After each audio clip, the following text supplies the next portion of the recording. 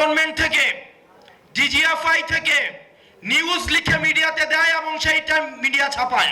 1% ছাড়ও জুলাই সনদে দেওয়া হবে না। জুলাই ঘোষণাপত্রে ছাড় দিলেও জুলাই সনদ নিয়ে এক বিন্দুও ছাড় দেবে না এনসিপি, এমন মন্তব্য করেছেন জাতীয় নাগরিক পার্টির আহ্বায়ক নাহিদ ইসলাম।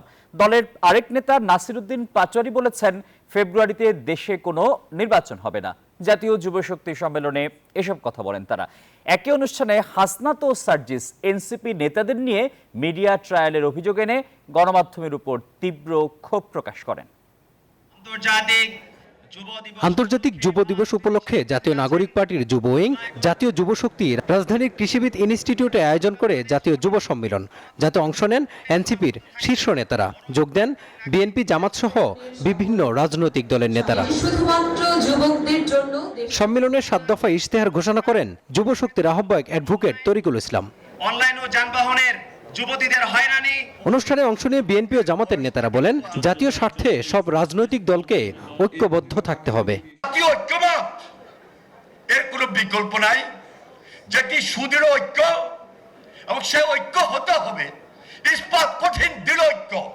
দেশ, আদর্শ, গণতন্ত্র, স্বাধীনতা, উন্নত বাংলাদেশ, ইন্টারন্যাশনাল স্ট্যান্ডার্ড এডুকেশন, ভ্রাতৃত্ব, এই হবে আমাদের রাজনীতি ভবিষ্যতের।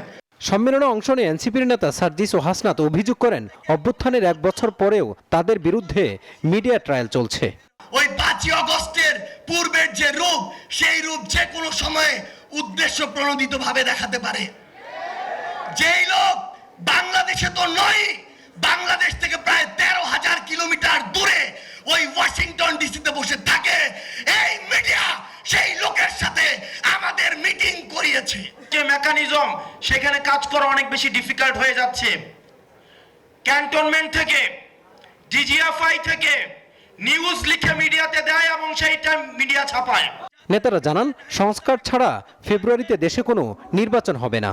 ফেব্রুয়ারিতে নির্বাচন হবে না। ফেব্রুয়ারিতে নির্বাচন হয়, আমার যে ভাইরা শহীদ হয়েছিল, রক্ত দিয়েছিল সংস্কারের জন্য, একটি নতুন সংবিধানের জন্য, তাহলে কবরে গিয়ে তার লাশটা ফেরত দিতে হবে এই সরকারকে। নির্বাচনের সময়সীমা নিয়ে আমাদের আপত্তি নাই, কিন্তু সংস্কার এবং বিচারকে পাশ কাটিয়ে নির্বাচন হলে সেই নির্বাচন বাংলাদেশের মানুষের কাছে গ্রহণযোগ্য হবে না। দলের আহ্বায়ক নাহিদ ইসলাম বলেন, 1 বছরেও অভ্যুত্থানের প্রত্যাশা পূরণ হয়নি। ঘোষণাপত্রে ছাড় দিলেও জুলাই সনদে 1%ও ছাড় দিবে না এনসিপি। 1% ছাড়ও জুলাই সনদে দেওয়া হবে না।